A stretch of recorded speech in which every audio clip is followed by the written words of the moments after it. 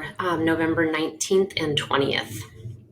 First, go on to PowerSchool and open the copy of this doc right here. That will give you a copy of the asynchronous work for the modes of storytelling that I want you to work on, okay? If you did not finish your Wednesday reading post, make sure you get that done. The discussion thread is here. We are back to that. Okay. So your asynchronous work today is modes of storytelling. When an author writes a book, they use a lot of different modes in their story. And so we're going to cover the 6 different modes. We're going to look at some excerpts, and I'm going to model it for you. I want you to do what I do on your own copy of this doc. You're going to hand it in at the end through PSL. There's an assignment already listed for you, and I will be grading it. So first of all, when you open this doc, the video is linked here. The video is also linked on PowerSchool. So there are 6 different modes that authors use. The first is narration, and that's when the writer tells you something is happening. They're usually the live action parts. Usually it's in paragraph format. If you're doing a graphic novel, then this is often expressed through the pictures as well. Description is a detailed look at something in the story, and it appeals to one of the 5 senses. So it's whenever the author starts describing how the character, what the character sees, what the character hears, what the character feels, physically, not emotionally, what the character smells, what the character tastes. That's when you're in a description part of the story, also usually done in a version of narration in paragraph form. Dialogue is when the characters speak out loud. That one's easy because you literally look for the quotation marks. If you're reading a novel in verse, oftentimes the dialogue will be set apart because it'll be in italics. That's often a way to tell if there's dialogue in a novel in verse. And in a graphic novel, it's usually a speech bubble. Interior monologue is when you see the character's thoughts. Now, you have to pay attention to point of view, and this is really where you can identify your point of view. Whatever the character's thinking, when the author expresses that, that's called interior monologue. Interior meaning inside, monologue meaning one language. So you hear what the character is thinking, and that is very frequently done, but you should only be hearing the thoughts of the character whose point of view you know, whose perspective you know. Exposition is where the author gives you facts or background information about the characters, the setting, the situation, general information that you probably need. It's usually delivered in a way that's more interesting than just telling you, but instead the author shows you what the character's like, what the setting looks like, what's happening in the situation. Okay, so here's what you're going to be doing. You're going to be using the highlighter tool. You can also use the paint format tool for this. I'll show you how to do that as I go through this. We're going to read through the first excerpt, and then I'm going to annotate the first excerpt completely for you. So this is modeling how to do this and what you're looking for and what these 6 different modes look like. All right, so this is from Gay Polisner's novel, The Summer of Letting Go, which I know some of you have just finished for your book club book. I swimmed, not drowned, Frankie insists again, finally making me cave in and laugh. Frankie turns to me, eyes narrowed. Who's she?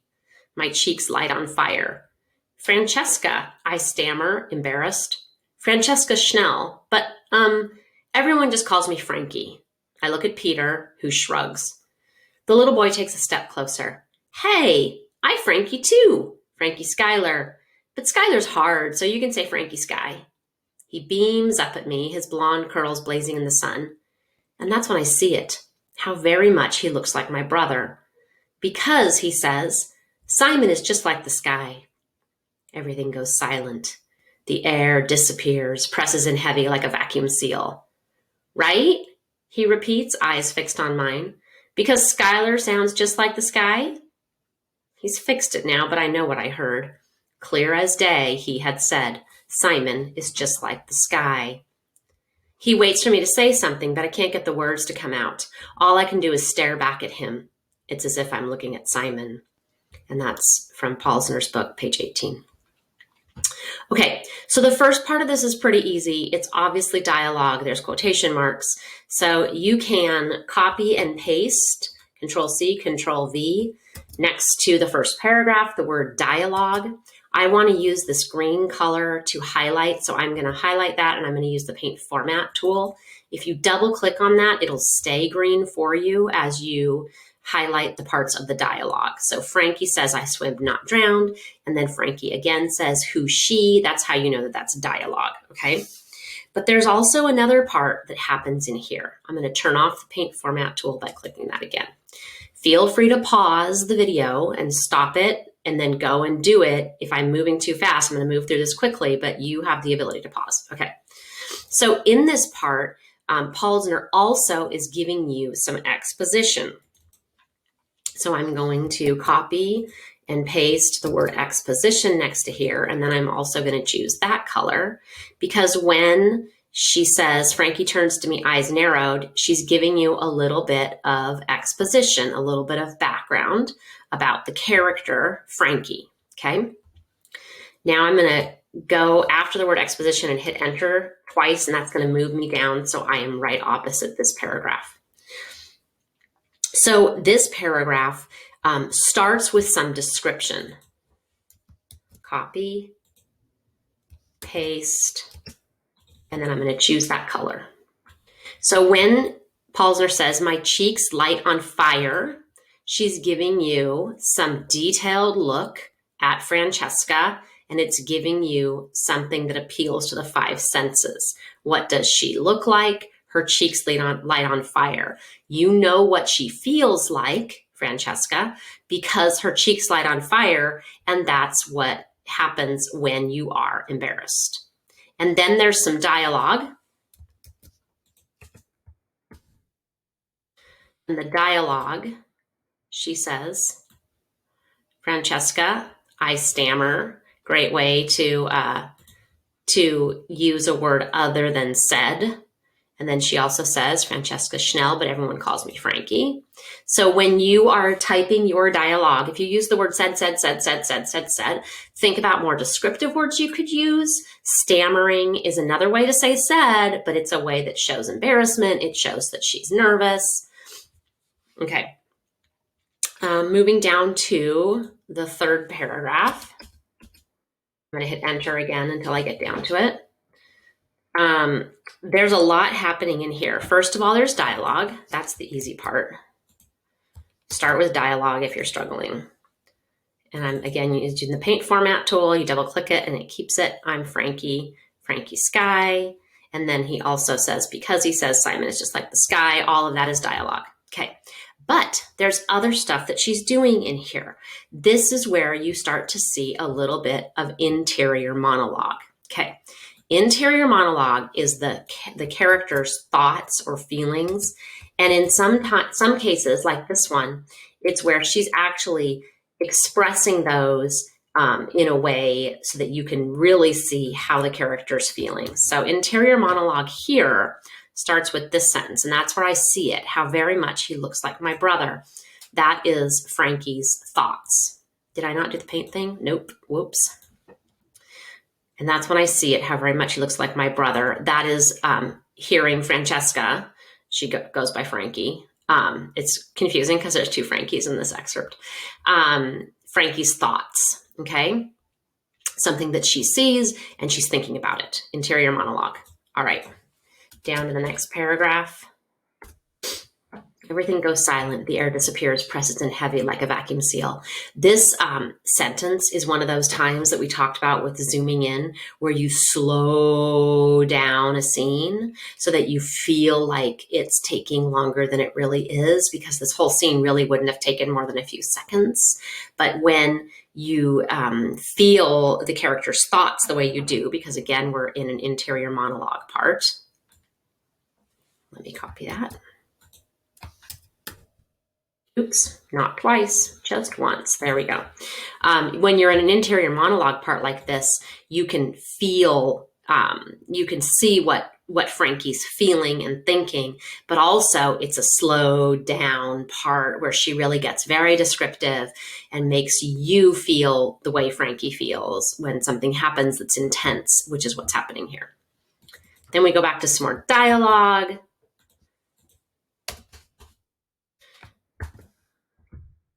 And I think the dialogue's the easiest part. If you're struggling, start with the dialogue. And again, she's using words for said.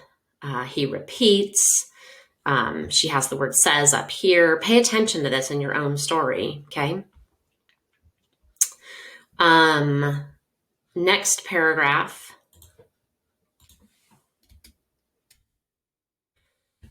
is more interior monologue. Oops, he's fixed it now. And again, you hear Frankie Sky's thoughts. And this is in quotation marks, and it's repeating what he said, but at this point, it's not dialogue because Frankie Sky is not saying that. Francesca is thinking that, okay? It's interior monologue. So even though there's quotation marks here, that part's not dialogue. He waits for me to say something, but I can't get the words to come out. All I can do is stare back. Here's where we have an example of narration. This is where the author is telling you something is happening. It's a live action part. Narration. He waits for me to say something, but I can't get the words to come out. So the author is telling you something. She's also telling you how Francesca feels. There's also a little bit of interior monologue here, and it definitely crosses over, and sometimes that happens. It's normal for that to happen. Let me see if I actually selected that. Yes, I did. Okay. So there's also interior monologue in here. And I would say that you could say, I can't get the words to come out, this also is her interior monologue, but she's at the same time telling you something. So I've got it highlighted in 2 colors. And then you have some more interior monologue here with, it's as if I'm looking at Simon. And that's more interior monologue. Okay, so in this particular excerpt, Paul Eisner uses every single one of the 6 modes, okay? Your story should also be using every single one of the 6 modes. It's what makes writing interesting. So as you go into your revision part of this today, look back at your story. You're gonna examine this and answer some questions about it in a second. You're gonna look back and think about, am I using all these modes? If you have a lot of dialogue happening and no narration or exposition or description in there, you're going to want to add stuff. Interior monologue is a great way to get inside your character and really express your character better and develop your character better. Make sure that you use all 6 modes and they get mixed up. You shouldn't have one part that's just solid green with no narration at all in it, or no dialogue, or no description, or no interior monologue. So see how the colors are all broken up? It's why color coding works so nicely. That's what your story should look like. Now, I'm not going to ask you to go and highlight your story like this, but I am going to ask you to look at your story and identify those parts and then do your revisions today based on that. Okay. Moving down to the second excerpt, I'm going to do part of this one, and then you're going to finish this one, and then you'll do the third one on your own, okay? The second excerpt is again from Dusty Bowling's Insignificant Events in the Life of a Cactus. Here's what it says. The boy cleared his throat, barked, and then said, Tourette syndrome is a neurological disorder that causes involuntary motor or oral tics. He tugged on his messy light brown hair in a nervous way. I couldn't believe it. He had just recited his well-rehearsed explanation of his disability like I had done 100 times before. The boy looked from my face down to my non-arm area and exclaimed, Whoa, you don't have any arms! In a, were you aware of this fact sort of way. His response to my missing arms was so direct I had to smile. I glanced down and shrieked, Oh my gosh, I knew I was forgetting something today. He sat there expressionless for a little while like he didn't know what to make of my bad joke. How'd you lose your arms? He finally asked. I shrugged. I'm always misplacing stuff. Probably left them in the fridge when I got the milk out this morning. Really? They could be anywhere. Bowling, page 50. Okay, so first of all, we have a little bit of dialogue here where he says Tourette syndrome is. So easy one. Let's start with that. I'm going to copy and paste from the previous page because that makes life easier. Okay, So dialogue, he says Tourette syndrome is, okay? And then there's also some exposition in here where she's giving you background information about the character, the setting, the situation. So dialogue, we also have exposition. Exposition, the boy cleared his throat, barked, and then said. This is telling you a little bit of background about the character. There's also some description here, a detailed look at something. You might be able to say this is exposition too, but I'm going to go with description. So she tells you what he looks like, his messy, light brown hair. And he tugs on it in a nervous way. So it's giving you a little bit of appealing to your five senses. Whoops, didn't select it. There we go. All right. And then she says, I couldn't believe it. He just recited his well-rehearsed explanation of his disability like I had done 100 times before.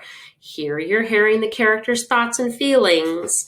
You're hearing what the character's thinking. So what do you have here?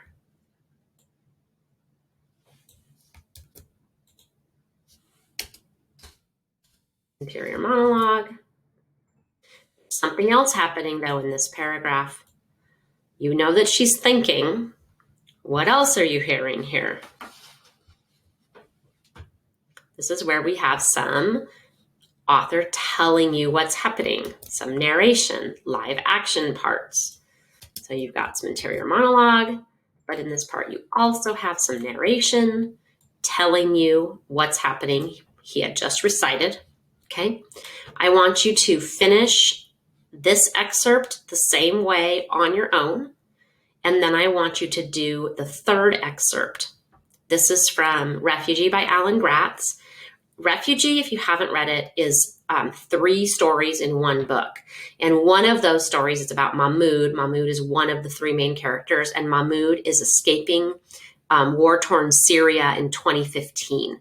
So this is a scene where Mahmoud's family is waiting to catch a plane, and catch a boat across the sea to get to Greece, and the boat, again, isn't going to happen. Mahmoud's very frustrated. So do this part as well. And then after that, you're going to look at a random page in your current book, whatever you're reading right now, and identify the modes that are used. If it's a graphic novel, they're still using those modes, just those modes are often coming through in the artwork, okay? And then I want you to list what modes you found. And then I want you to look at your own story, and I want you to identify the modes that you used and list the ones that you found.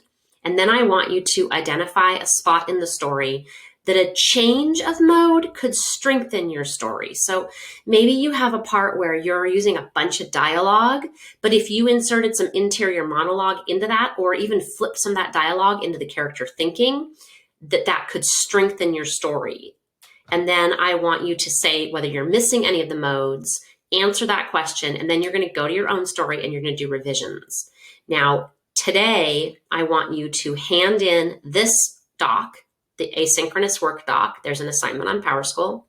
But I also want you to hand in your original narrative again. It's under the title Best Draft of Narrative.